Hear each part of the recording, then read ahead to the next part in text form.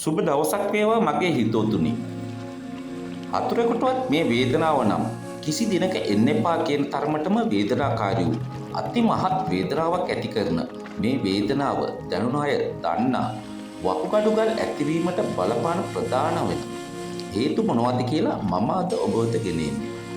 ඔබ හොඳින් අවබෝධ කරගන්න වකුගඩු තල සෑදෙන සෑම ගලක්ම වේදනාකාරී බවක් ගෙන එන්නේ නැහැ. ඒවා වකුගඩු තුල සෑදී මුත්‍රාශය දක්වා ගමන් කිරීමේදී එම නාල තුල සිරවීමේදී තමයි වේදනාව ඇති වෙන්නේ.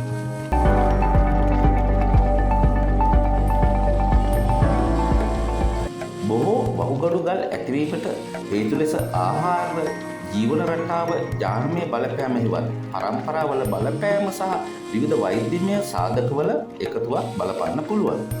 සෝඩියම් අධික ආහාර අනුභවය, සීනි අධිකව ආහාරයට ගැනීම, මස්, මාළු, මුහුදු ආහාර වැඩිපුර ආහාරයට ගැනීම හා ප්‍රමාණවත් පරිදි ජලය පානය නොකිරීමත්, ප්‍රමාණවත් පළතුරු එළවලු ආහාරයට නොගැනීමත් හා අධික කැල්සියම් ආහාරයට එකතු කර ගැනීමත් නිසා බොහෝ විට වකුගඩු තුල ගල් සෑදීමේ අවදානම අධික වෙනවා.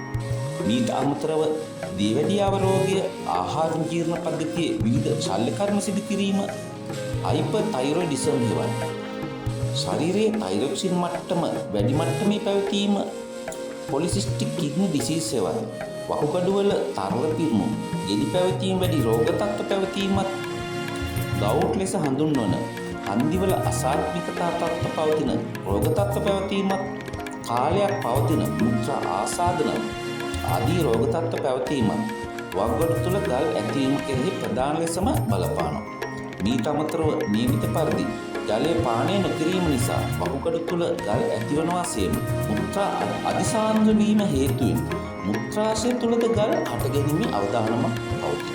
ඒට අමතරව මුත්‍රා ඉතා වැඩි වේලාවක් පිට නොකර මුත්‍රාශය තුල තබා ගැනීම නිසා ඒ මගින්ම මුත්‍රාශය තුල ගල් ඇතිවීමේ අවදානමක් ඇති වෙන බව සොයාගෙන තියෙනවා.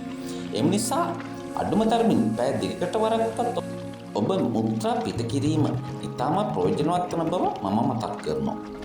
ඉහත කරුණු මගහරවාගෙන ඔබේ ශරීර බර මනසේ පවත්වාගෙන හොඳින් දෛනික ව්‍යායාම කටයුතු වල නියැලී සිටින කෙනෙක් නම් ඔබට කිසිම දිනක මෙවැනි අමිහිරි වකුගඩු ගල් ඇතිවීමේ වේදනාවට මුහුණ දීමකට කිසිදු දිනක සිදු වෙන්නේ නැති බව විශ්වාසයි.